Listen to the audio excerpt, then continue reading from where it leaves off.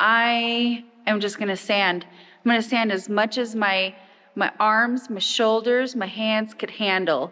I think I'm gonna start on the ceiling first because I hate doing it. So it's like, let's get the hard part out of the way first, and then the rest should be pretty good. If I can get the ceiling out of the way first, that means we can still park things inside the shop while we work on the rest of the walls. I'm gonna get right to it. I could already feel my arms and things hurt, but it'll be all right. We're just gonna make it through. Back in January or February, Ola got pretty sick of winter and excited for spring, so she ordered some bulbs and starter roots from a company online. She didn't realize they would ship immediately rather than waiting for spring, so we had this box of peony root starts sitting in the house under the stairs, trying to keep them in the dark up until about a week or two ago, and the sprouts were starting already. So we decided we better get them up here to the shop and get them potted into some soil just in case they kept rooting. So now each day starts with checking the bulbs and moving them outside. We went to get window casing materials to build the window casings for the front window and the two back windows. Typically I use a finger jointed primed pine board. Pretty commonly used on most pre-built door casings.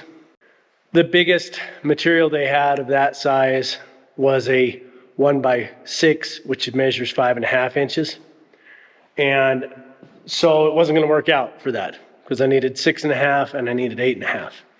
So instead what we went with was a kind of mid-grade pine. So I'm going to go ahead and get these things built and start working on those while Ola continues sanding on things today. If you notice on this board, I didn't run it through and cut it yet. If I can get it there.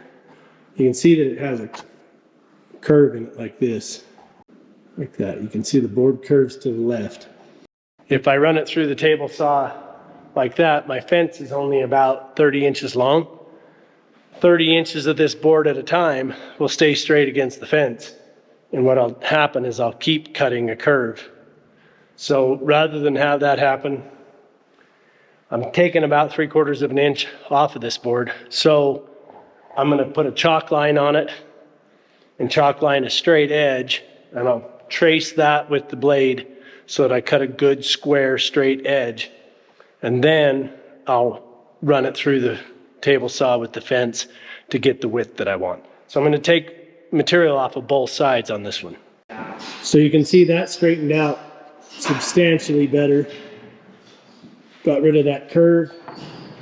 And I ended up running it through 3 times because the chalk line I had to basically just freehand and try to follow that line on the saw. So what happens when I'm doing that, I try to be as steady as I can, but you can get a little bit of a wave in that cut. I ran it through the saw with that rippled edge against the fence, and then I flipped that good side against the fence and set my fence back to my finished dimension to cut that ripple edge out of it so that it's nice and straight cuts on both sides, and I end up with a good finished straight board. Sanding will teach you how to mud, right? That's usually the case for me. I learned by making mistakes and trying to fix them. So one of the things I noticed is when I did my 3rd coat, I have a lot of little runners, little followers in the mud. So that's been I go for my sander that's a stick sander, and that works pretty good, and that gets it if I don't have any runners. But as soon as I get up close, I have just little divots that I have to use my block sander to fix. So far, my feathering skills were pretty good, but there's still quite a bit to sand off, and it looks pretty good. I don't think I'm gonna need another coat on any pieces or anything yet, but so far it's going really well. The joints feel good to me. They feel even, they feel smooth, and I think I'm pretty confident once the paint goes on, we're not gonna be able to see the joints at all. I'm pretty excited to see this come through. and and finish. I'm really excited to be finished. Really, that's the key. Now that I had the window casing material cut to the width that it needed to be, I double stack the boards as I make the cuts for the lengths. This just helps ensure that the sides and the top and bottom are both exactly the same length as I make the cuts. Then I sort through the boards and mark them according to which wood grain I want to look at. I just mark them on the end of the board so that I have that for reference when I go to assemble them. Then I sanded down each board on the faces that would be exposed, because it's a lot simpler to sand them as individual boards than it is when they're assembled. I also took time to decide which one I wanted to have as my seal plate, the bottom board of the window casing, the part that you look at the most often. And then I marked that one with an S, just for reference. Once everything is sorted and sanded, it's time to go ahead and get started putting them together. So I glue the ends with a good solid wood glue and then nail them together with a 16 gauge nail gun. Once I've got it in place with the nail gun, then I go back through and add a couple of cabinet screws to suck the joint tight to keep it from pulling on the nails as the boards dry and tend to cup. Everything was going just fine. It was head down, go to work. In fact, I was so head down that I didn't even bother to look up to notice that I put the wrong board on the side until I went to look up to glue it. So I had to pull it all apart, clean up the glue, clean up the nails, pull them out, get it all prepared, and get the right sideboard put on instead. Then I could glue it and keep going forward. But the only problem is that everything was going good again until now, when I set the two frames together and realized that the second one was a ½ inch taller than the other one. So I had to go and cut it off, peel off the little scrap piece, take out the nails, clean up the holes, then refasten the top. Today just was not the day for precision work. Sometimes you just gotta know when to stop, call it a day, and walk away from it. Today is my day to finish sanding, and I really want to get these walls skimmed. So I just want to get that done because it kind of looks, hey, like something's missing, which is mud. So I'm going to get that on. I'm going to do that first, and then I'm going to finish sanding. I'm about halfway through, and it's just going pretty easy going, but it's just my arms and my hands and my shoulders kind of give up before I want to give up. However, I want to get that done so Mark can get the rest of the trim up. I am done skimming the walls as much as I can get to. I wanted to get behind the fireplace, but the fire's going right now, so I could only reach what I can reach without getting burned or feeling really hot. So I didn't want to do any more skimming. So I'm going to let that sit there for a minute. The main parts of between the sheetrock and the plywood is done, so Mark can still do trim, because that's the reason why I'm working to not slow him down, and he's working not to slow me down. So we're kind of, tag teaming it that way. But everything else is ready to go for him to put the rest of the trim up, and then we still have to caulk, so I still have time to skim coat that. But everything, all the other empty spots for skimming has been completed. So I'm pretty much done.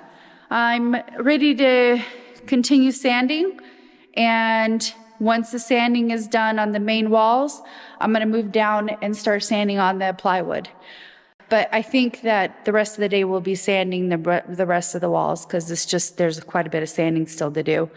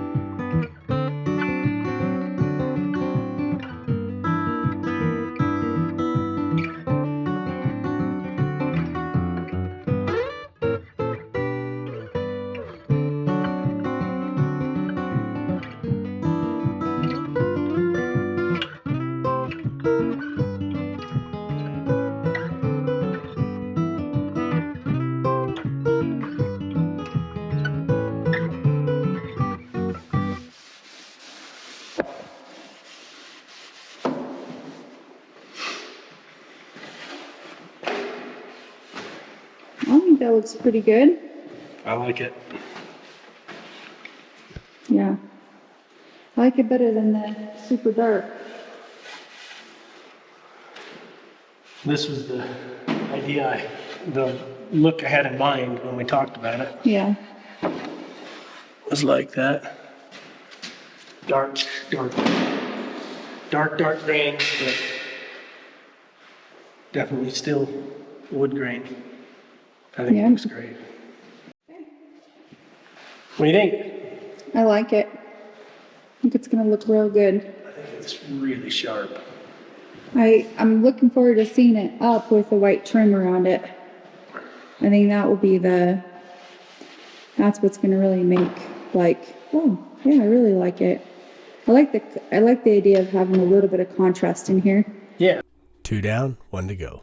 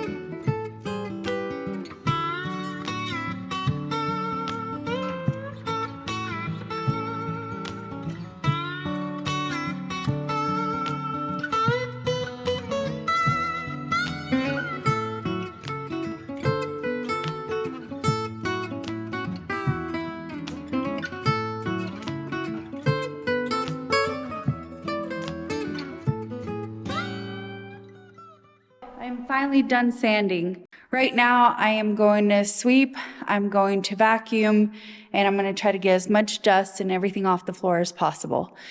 I feel pretty good about, I went through all the sheetrock, pretty much every square inch of the sheetrock, and then the plywood, I had to kind of scrape some drippies, and right now I'm going to be kind of scraping the floor. I want the floor clean. I want the stairs to get clean because we're going to be ready for paint.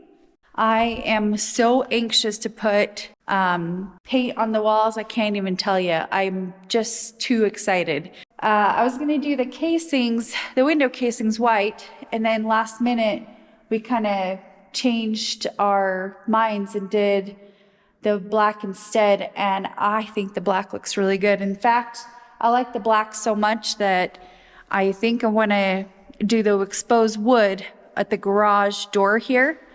I think I want to do that black and the stairs. So just to have a little bit of contrast, I think it's going to look really good.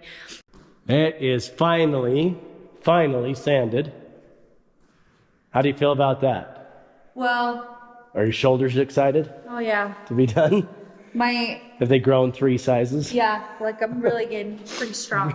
It's like the Grinch movie, but with your shoulders instead of your heart. Moving right along. I know it took so many days to get it done, but I went through every single square inch of this wall just to make sure that it looks good and we're ready for paint. It's nice to see the floor so open. Now I can really see the paint go on, and it's already transformed so much with the trim on. Now it's going to transform even more once the paint's on. Man, when that starts and then when we start putting the stain on, and then you start moving in, it's just going to look phenomenal. So. And the stain on these window casings, that black stain, I didn't even think about it when we did it.